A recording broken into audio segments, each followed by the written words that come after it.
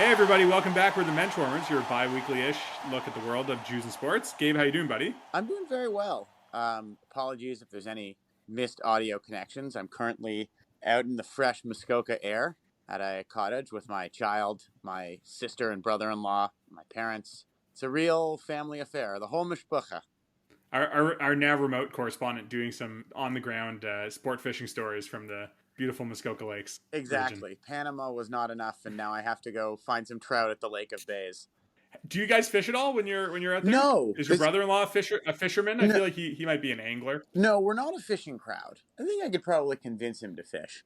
If like I Yeah, was like gonna you'll eat the salmon, but you won't smoke it. Exactly. Gonna go fishing, but Yeah. we haven't done any fishing up here. I also don't really like I'm not I love fishing and I'm happy to go do it. I'm not really one to set it up.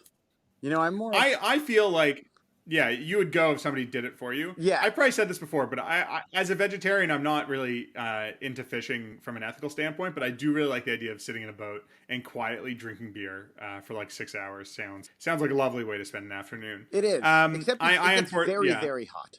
Yeah, that's true. Well, I hope you're enjoying your time off. Your much needed, I'm sure, vacation. I'm sweating it out in the big city, waiting for my time off at the end of the summer. But let's get into it. Let's talk some Jewish sports news for the last few weeks. We should say that later on in the episode, we have an interview coming up with three athletes from the upcoming Maccabiah Games that we're really excited about, and we will be diving into that, and I'm sure giving everyone some much needed Maccabiah content over the next few weeks. From the Canadian delegation. I don't think they've left to go to Israel yet, but they're sort of Right. on the precipice. Yeah, the games cut starting in about 3 weeks, and you mentioned before the show that they are the third largest international sporting event in the world after the Olympics and the They are. what was second, the Pan American Games. The Pan American Games are just past, and the Maccabi are huge. But with 10,000 global athletes sort of going to Israel for the week, you've been to Israel. Michael, our producer, has been to Israel too. Do you think the Israeli border guards are like at all impressed with those athletes that come up? That's a good question. I assume the Israeli border guard attitude, which tends to be relatively surly, is probably not very impressed by the super fit people like dragging sports equipment or giant Right, like, bags full of oh, uniforms and stuff like that. I'm here at this global competition of pole vault, and they'll be like the border guard goes, yeah, okay, fine. Where'd you go to Hebrew school? Yeah, what was this week's parsha? Like, why Yeah. are you Jewish? What's your mother's name? Anyways, they will not be impressed. But we'll save the Maccabiah talk for our guests. Let's go through a few things that have been going on in the last few weeks. Right after we published our last episode was the NBA draft, and I think that was a thing that Jewish sports fans, and all sports fans, NBA fans, were keeping an eye on. But one thing people wanted to know was whether Yeshiva University basketball star Ryan Terrell was going to be drafted. The entire NCAA's leading scorer, Yeshiva University, Yeah, that's Ryan right. Terrell. Exactly, and he's not drafted in the NBA draft. He was recently injured. He's not cleared from that injury yet, and is not playing summer league. So the most recent update on it seems to be that he's weighing his options about next year, potentially playing in Israel or playing in the NBA G League. Either of which would be a great League. place to be a stepping stone. Yeah, The G League or the you Gimel know, League? his journey, his NBA journey is not over. Certainly, it's just he would have been a second round flyer probably for a team, and with an injury, it makes it harder to sort of gauge what his value is. So I understand This why. one could even say that this is his wandering in the desert. God is currently offering him a rock that he can get water from the rock. He just has to have faith. Yeah, so we'll see what that wandering in the wilderness is. Is it playing for the The Reno Hapoel? Valley Mad Ants. Is that Yeah, where you find manna? I was trying to remember what an NBA G League team sounds like. 'Cause I feel like the Sioux City G League team is the most funny sounding. I The Sioux Falls Skyforce is a pretty good this is a real league team name. I did read today that the Clippers used to be named after their town, and they're just becoming the Ontario Clippers. Oh So yeah, there's going to be like multiple Ontario, California. Ontario teams if the Raptors 905. I guess they don't really have a location other than 905. I don't know what it is that makes some minor league teams sound like such minor league, like so bush league, but like Columbus River Dragons, you would never be able to convince me that that's like a real team, like a real, top level I mean, pro league team. these are incredible athletes, and they do play in the Gatorade League. Yeah, I that's true. though That's true. if The Ryan G Terrell, League is becoming much more of a thing for Larry, if sure. you're listening, if Ryan Terrell gets signed to Raptors 905, I think the Benchwarmers would be happy to welcome him with a trip to Bagel World. Absolutely, we will definitely take free tickets to go to the Paramount Center to cover Ryan And Terrell, and we will show him all the sights yeah, of Jewish Toronto. we'll sit in the window at Dr. Laffa, and any religious Jews in the neighborhood or Raptors 905 fans can come up and say hi to the yeshivish basketball player. Yes, absolutely. I wonder if Brampton has a Jewish community. Yes. This is an interesting question. I Maybe a only discussion question for Ralph Ben-Mergy. and I say this because someday. she is a listener of this podcast, but the rabbi we consulted about my son's mikvah is a rabbi in Brampton. Ah, there you go. Moving on, one more NBA related story is we should wish a hearty mazel tov to Kevin Love, who got married to a Jewish woman. And a big mazel tov. Some Jewish geography actually here. Kevin Love's, I guess, new sister-in-law went to university with Jamie and I. So yeah, we should say his wife is Canadian Jewish model and influencer, I guess, Kate Bach, from Vancouver, and they live in New York now. I'm gonna make this about myself and ourselves. Sure. So a big mazel tov to my friend Anna, who I have not seen in 10 years, on the wedding of her sister to an NBA player. Yeah, there was a great picture that his wife posted of Kevin signing the ketubah. So, a pretty Jewish wedding for a mixed wedding. But, I also obviously Kevin embracing the Jewish community to a certain degree with that side. One of many NBA stars at Jewish weddings content that we seem to have. For some reason, that's the crossover that we're getting. Shaq, LeBron, Charles Barkley, all these guys have been to Jewish weddings in the last few years. Notably, been to Jewish weddings in the last few years. So we've talked about this before, but if you're an NBA player and you get put on the chair, you're lifted so much higher than the average person who gets on the chair. Like your whole life is right. But like I would assume LeBron was at the wedding. They won a championship together. Oh, I absolutely do not think he was. No, zero chance. Fine. Zero chance. He does not I don't think he likes Kevin You don't Love. think but I will say that whoever was lifting 6'10" Kevin Love in a chair was probably also, in the 6.5 to 7 foot range. Totally. And yeah, I'm sure they got pretty high. So that's one. And two, they got married at the New York Public Library, which is both extremely glamorous and extremely nebbish. That is very nice place to get married. I should say that you and I are emceeing a wedding at a public library next year. That's which is a good time to plug that. A good time to plug that. The Menschwarmers are available for events. Any mitzvahs going on. Any Jewish community events this summer. Synagogue, feel free we can be provided to deliver. We can be relied upon to deliver a meaningful high holidays sermon. We can't really provide anything related to the prayer, but we can interpret it and explain why it's similar to, say, the Boston Celtics, Los Angeles Lakers rivalry told between Pat Riley and Red Auerbach. Yeah, that's right. And I should say, I have now looked it up, and apologies to LeBron James, who I assume is listening to this podcast. He did attend Kevin Love's wedding. Yeah. Kyrie Irving, the other mainstay of their championship team, was not in attendance. So Serena Williams is there, Steve Nash, Russell Westbrook, but not Kyrie. LeBron and Kevin Love are friends. I take it back. Again, apologies to LeBron. I know he takes offense to things like this, so I apologize to LeBron. Please don't aggregate just the part where I insult LeBron aggregators. I wonder how many moving Jewish on, people have ever assaulted LeBron. He's like, if he was Jewish, I think Jewish people would consider him a literal god.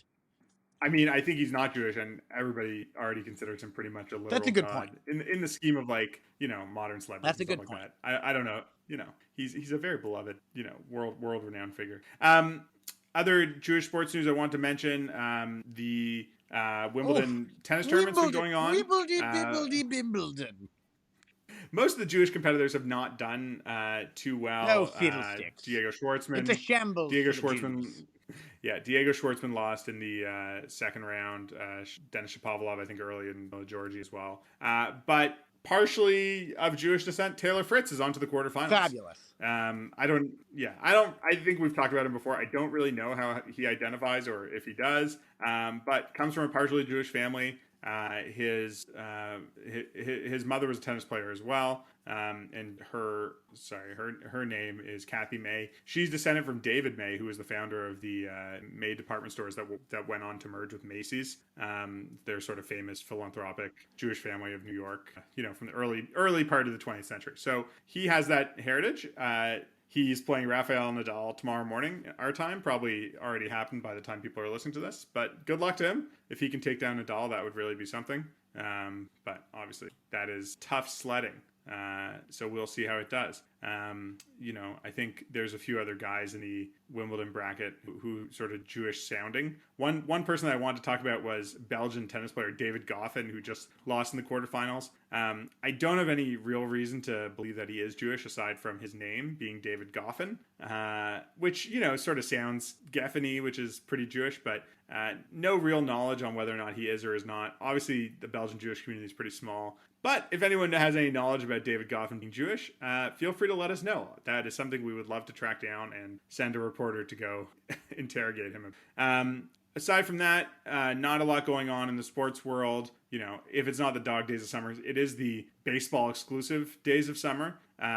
But one other thing in international sports that I want to mention was that the Israel under-19 soccer team made it all the way to the finals in the UEFA Cup, which was a real achievement. It was the first time that Israel had ever made it to the finals. I think they had never even reached the semifinals of UEFA U19 team. And this is a team, just so I'm clear, that is comprised of players that are under 19 years old. So it's really the young guys who are coming up in the world of soccer. This is a tournament that takes place every few years, and to make it to the finals is pretty impressive. Just because they really did great to do that. So congratulations to the Israel team for making it that far. I think that speaks pretty well about what it means for Israel's team in the future. They ended up losing to England. Obviously a soccer powerhouse, but to make it to the finals, incredibly impressive. Youngster Oscar Glue, or Glo, I'm not sure. It's in English, it's GLUH. I'm not sure on the Hebrew pronunciation, but he scored 3 goals in the tournament. And these are guys who are going to be in the international team in the future, and that's a team that hasn't had a lot of success recently, but I think is going to do their best to compete for a spot in 2026 in the likely expanded World Cup finals field. So let's take it now to our interviews with our Maccabiah participants.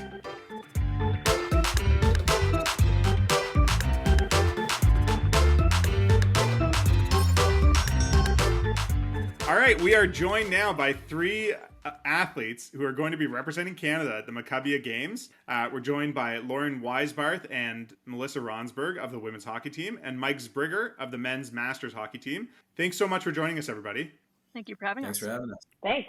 I just want to start off, the 3 of you. Any of you could answer if any of you know, but first, you're coming on this podcast. Have you guys met before? Lauren and Melissa, obviously, yes. But, to what degree do you have any visibility to the rest of the Canadian national team, or are we sort of introducing men's and women's hockey live on the air? This is the first intro for us, yeah. Yeah, and even with the women's hockey team, we've only met each other a few times, so. So I assume part of that's probably because of COVID, or just in terms of getting a team together like this of Jews from all over the country, that it's hard to get everyone together for a lot of practice before you actually set off to Israel and, get the games underway. Yeah, with the women's team, we have players who live everywhere from Boston to BC, Ontario. So we have a good chunk here in Toronto area, but it's really spread out with Montreal, Ottawa, like I said, Boston. So it was nice to have a couple weekends to get everyone here and get to know each other a little bit before we head over. And then, of course, we've got this weekend coming too that I think we're pretty excited for, to get on the ice a couple times before we fly out. And when do you fly out to Israel? Monday. Oh, wow. So very soon. And you're there for a few weeks, I guess, getting ready for the games and then starting to play. That's right. Lauren, do you know how many teams are participating in the women's hockey tournament this year? Yeah, we've got 3. We've Israel, the U.S., and then Canada. So I think it'll be competitive, and I think we're going to have a really good time getting to know some of the other players too. Right. And Mike, do you know, is it the same U.S., Canada, and Israel? There's also like a wild card team, the world team. It's a bunch of European guys. I'm not sure what they'll look like, but yeah. And on our side, just to backtrack, we're mostly Montreal, Toronto guys. We've got one Ottawa guy and 2 Winnipeg guys, and that pretty much sums up the team. So we've had a few get-togethers. Our team's been together several times, so we've bonded already quite a bit, which is nice. And then I'm sure the girls will get to do the same. That's great.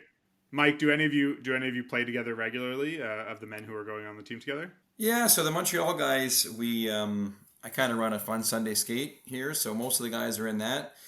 And just building up to it, we've been training a bit on the side and doing our things. So we've been together quite a bit lately. But so yeah, a bunch of us. I mean, I would say all the Montreal guys knew each other before going into this thing. That's awesome. And I got a question specifically for Lauren first, and then Melissa. Lauren, so we know Melissa's in Toronto, Mike's in Montreal. Where are you? I'm also in Toronto, born and Gotcha. raised. And so specifically from Lauren and Melissa, I asked this. James and I both went to McGill. We know you guys, it seems, are playing for Peter Smith, who is sort of a McGill legend and a Team Canada legend. Is he Jewish? No, he's not. Okay. He's not Jewish, but he's definitely embracing getting to learn some new things.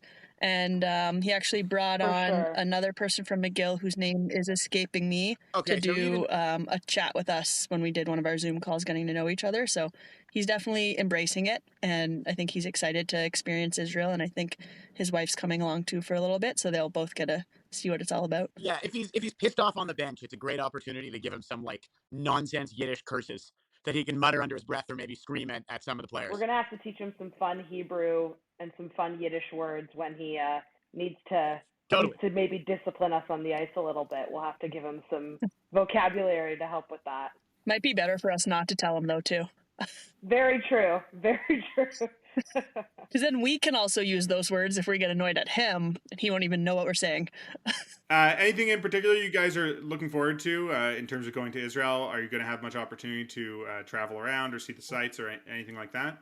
First and foremost, I'm looking forward to, obviously, the hockey. It's the first time we've ever had women's hockey be there, and I actually looked back at some of my old emails. I tried to contact Maccabiah Canada to get this going in 2016, so to see it finally that's great. being a thing, I'm pretty excited to see it coming. And there's a girl on the U.S. side, or a couple that I know and was working with along the ride to get this going, so I'm excited to meet them face to face. And then I actually have some family in Israel who I've never actually met, so I'm hoping that that'll give me the opportunity to meet them as well. And I've been to Israel once before and I loved experiencing it, and it's been a number of years, so I'm excited to see everything again and see how much Israel continues to develop, obviously, and get to experience it along with some friends as well. There's a couple girls on the team who I've known for a number of years, one of which I coach with, one of which I played university with. So to see them experience it, one of them for the first time, they've never been to Israel. So I think that's going to be really fun to see a first time Israel person going to Israel and experiencing it. I really like the idea of your Israeli relatives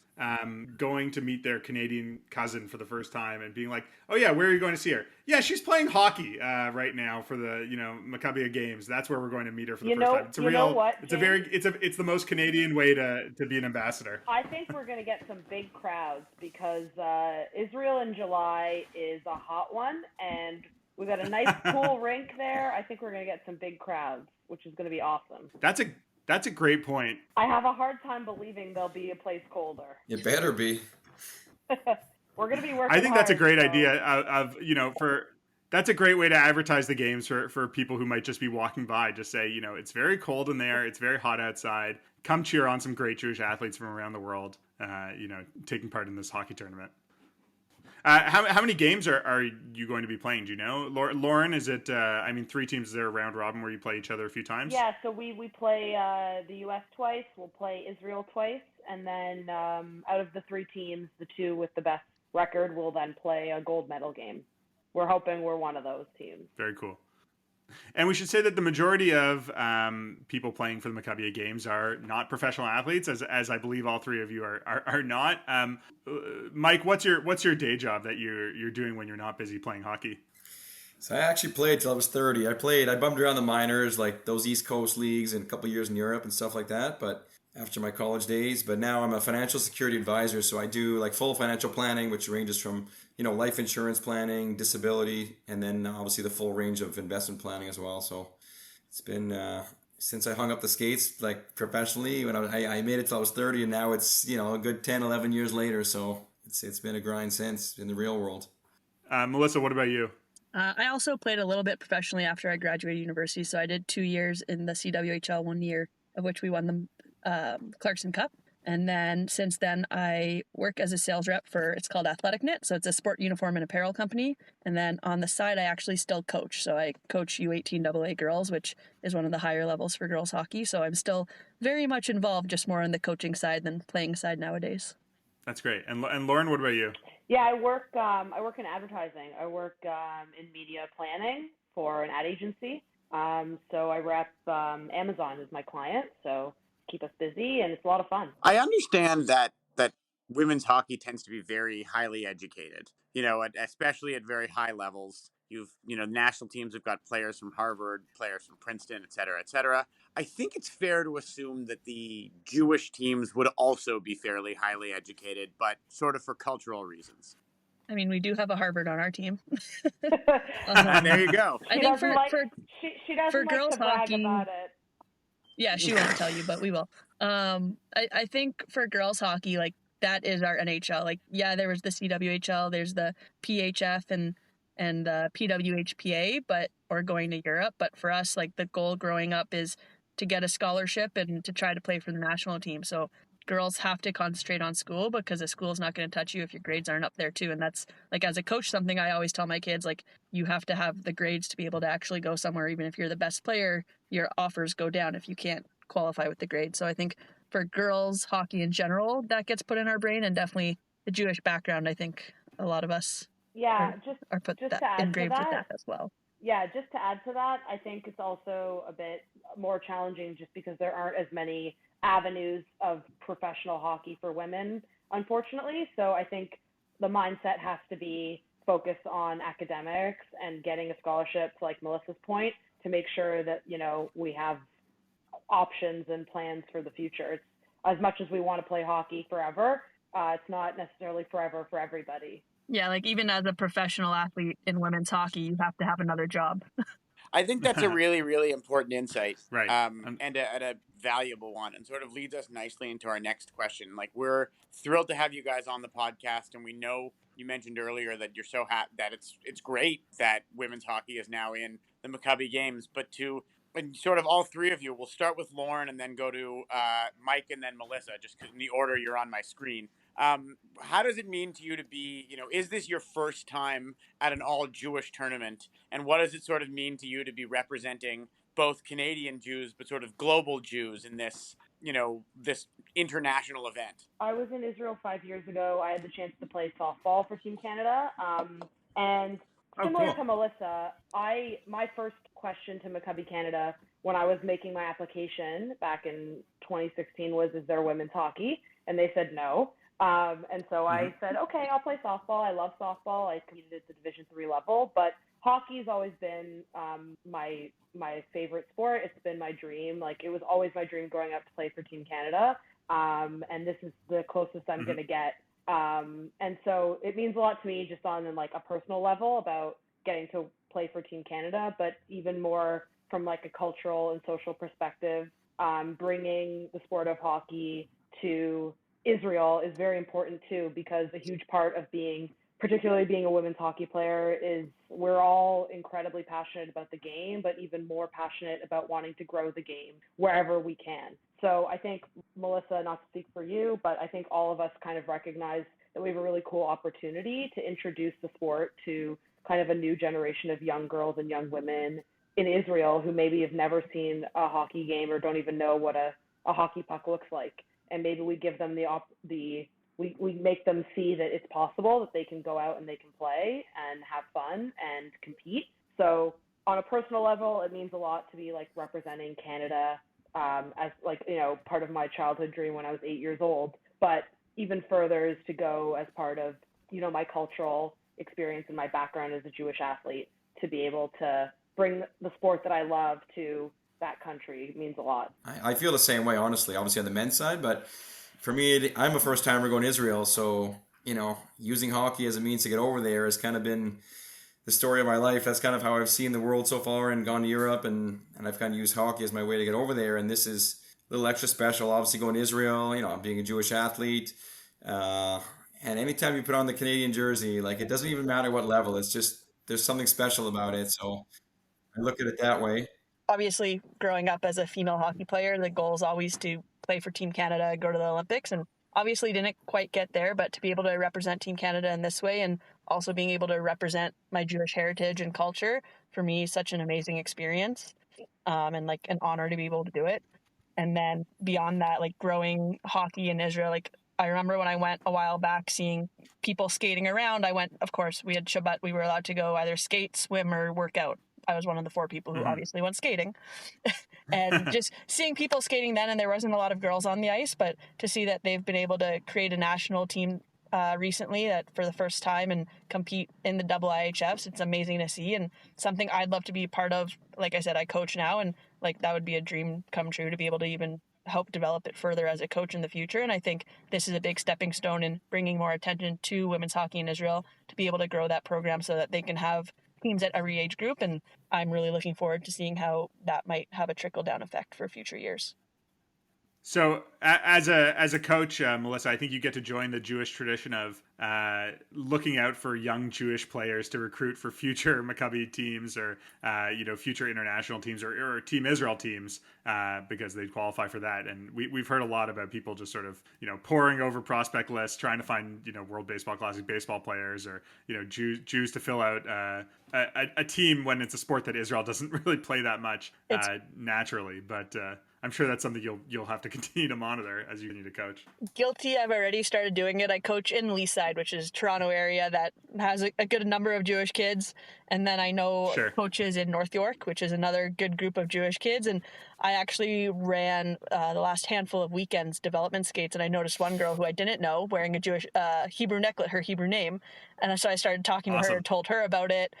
There's a few girls I coach who are U18 and U15 AA, so solid players who are Jewish, or I learned have one Jewish parent or one Jewish grandparent. I'm like, oh, you have to do birthright, and we have to talk about the Maccabiah Games come time. Like, I've already started recruiting for future years, so... Melissa's the official scout. That's great. I mean, unlike you three with all pretty typical Jewish last names, you got to watch out for the non-Jewish names. The Hughes brothers or Mike Camilleri or someone like that. Like we're everywhere, and you always got to be on the lookout. So, speaking of on the lookout, aside from your sport, you're going to Israel with 10,000 global athletes. Is there any particular people or sort of, I don't want to say genre of people, but any sort of like, who are you looking forward to meeting or seeing the most? Let's start with Mike. That's a tough one, honestly. Like, I don't really know much. I don't really know what to expect in terms of like the socializing aspect of it, like with mingling with other teams and stuff. Like, for us, like we're the masters, we're the old washed up guys, so we're kind of on our own on this. Like we've got our own hotel in Tel Aviv, so like I feel like for us, it's going to be mostly just our team hanging out. I'm not sure how much we're going to get to kind of like trickle over to the other side and be all with the of rest the of young the athletes. People are going to go to clubs, and you guys will just like get some hummus somewhere. Listen, we're going to be on Skype with our kids back home, so it's a little different. But yeah, no, I mean, listen, I'd love to get to know all the other athletes. It's great just to meet these two right now. Again, like I've just gotten to know my team so far. So if we can branch out and meet a bunch of other teams, especially the Canadian teams, and obviously the other countries would be great too,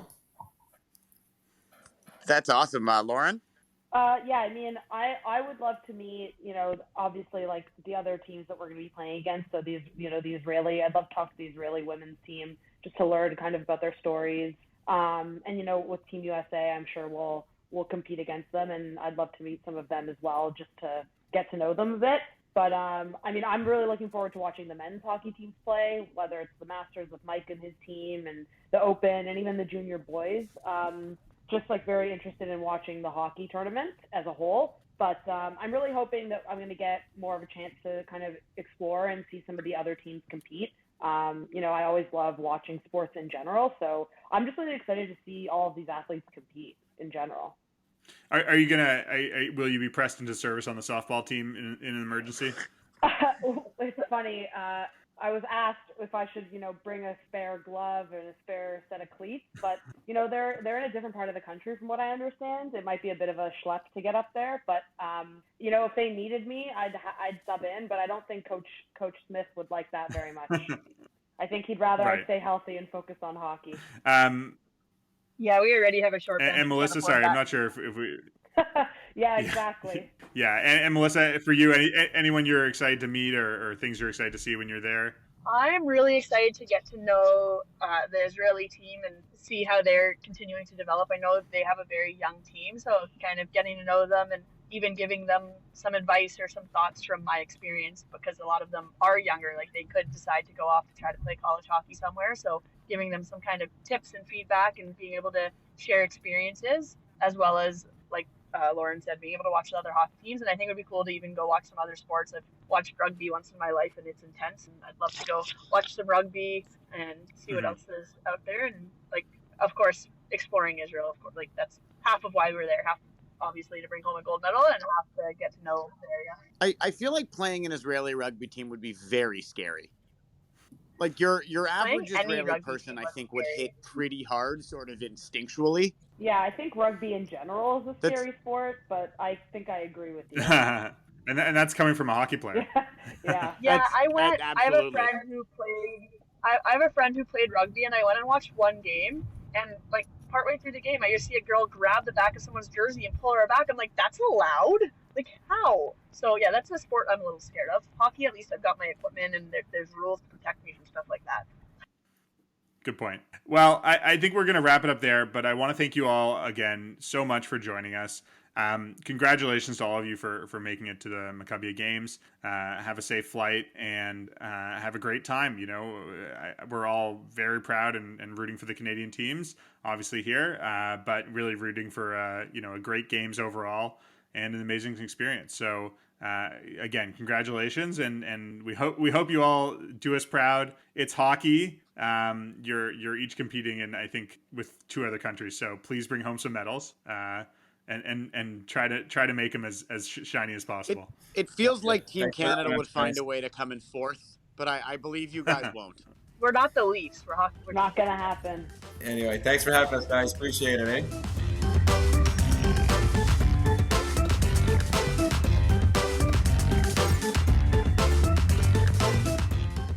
Thanks again to Melissa, Lauren, and Mike for joining us. I think I say this on behalf of all Canadian Jews, certainly all Canadian Jewish sports fans. We're really excited to see how our hockey teams do in Israel.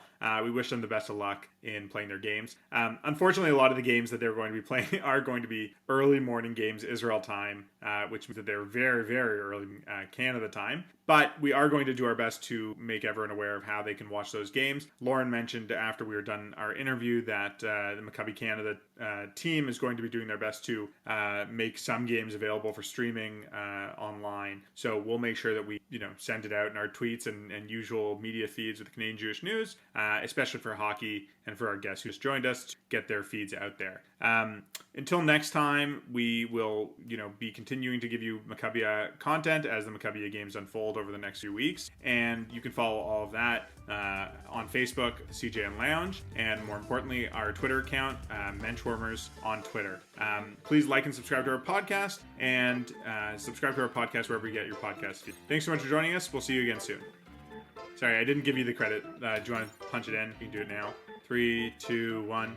As always, we're brought to you by the Canadian Jewish News. Our producer is Michael Freeman, and you can find all CJN content at thecjn.ca.